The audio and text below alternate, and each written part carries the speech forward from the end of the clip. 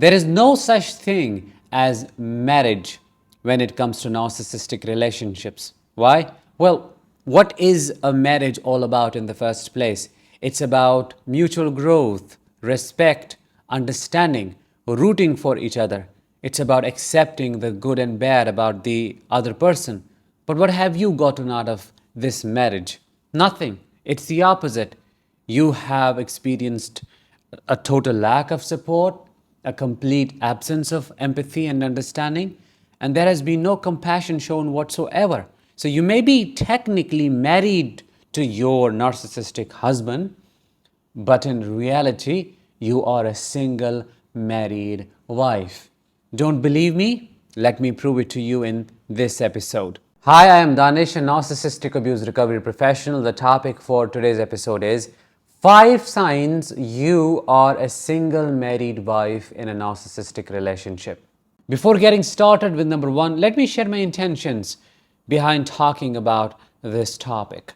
A lot of women stay stuck in their rotten marriages, thinking, oh, they got to respect the sanctity of their relationship with their narcissistic husband. They put it above everything else. Oh, we are married, and probably this turbulence is a part of it. No, it's not.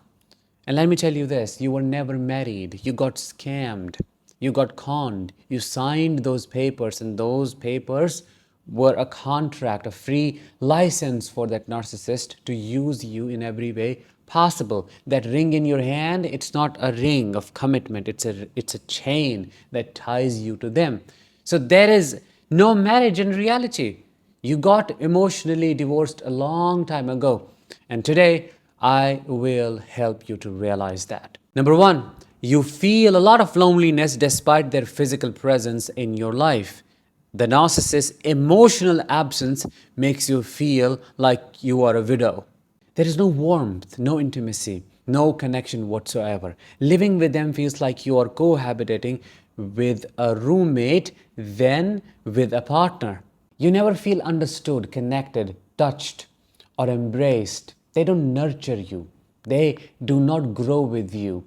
There is absolute selfishness. They only use you in whatever way they can to get whatever they want.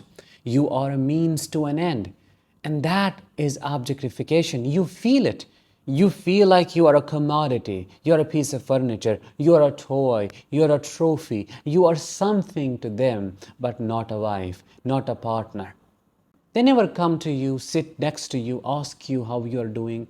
They never try to feel some emotions with you. They never embrace your presence in their life. They never give you a sense of belonging. And that is the root cause behind feeling so isolated in the same family.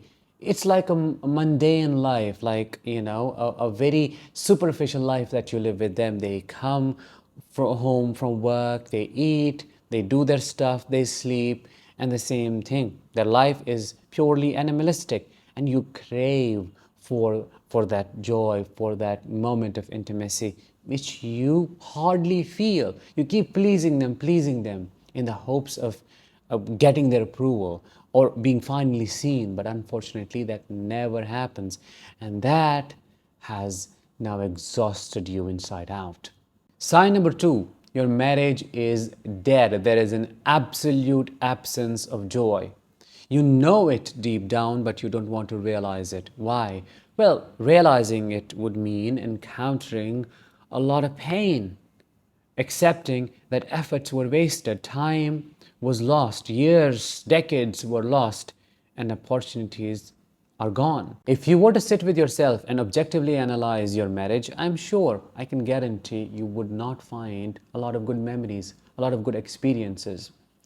You will say 90% of it has been painful.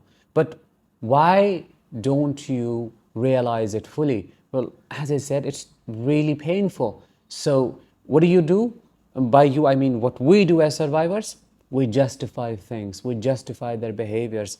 We hold on to hopeless hope. We say, oh yeah, this is the reason, that is the reason, I am the reason, I am the cause. So you keep changing yourself because you can't change them.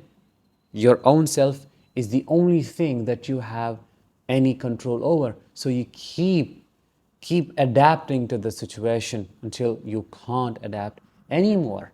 For you to know the truth, you have to see it for what it is. As I said, it is dead. There is nothing, no soul left in it. Those memories that you have, you need to dissect them. You need to ask questions like what happened before that good memory? What happened after that good memory?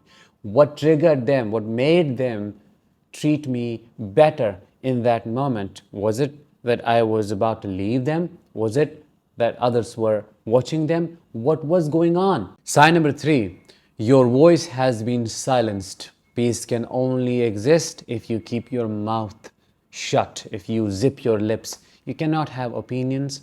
You cannot contribute in any way. They have to be the only one thinking, making decisions, or they have to throw you under the bus. They have to make you make a wrong decision and then blame you for it. You cannot do anything right. If you want to live in this relationship, you just have to follow the instructions of that madman. You have to completely shun your personality and abandon your identity to form a new one that only serves their ego. Narcissists cannot tolerate a partner who is outspoken or independent. In other words, a person who has a brain of their own, because it challenges them and it makes them face their insecurities, their false persona. They think they're all powerful, they know everything about everything. Therefore, they do not need any opinions.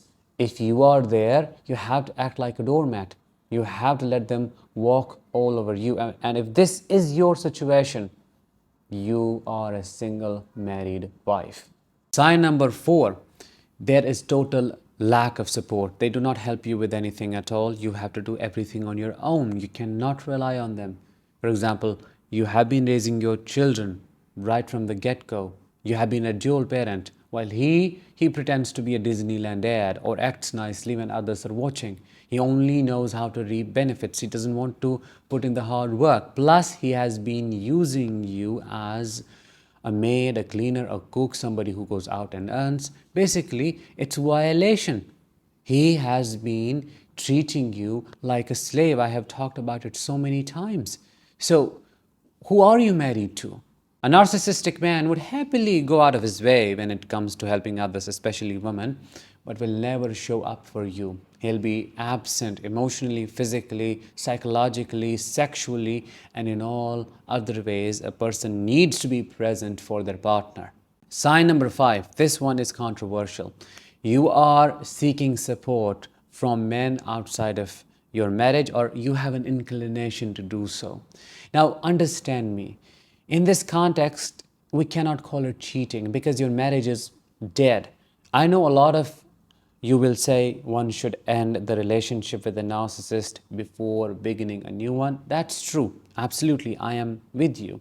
But what happens in some situations is that you can't leave without any proper assistance from, let's say, a man in the situation. So I have seen a lot of survivors stepping into relationships which can be technically called extramarital affairs.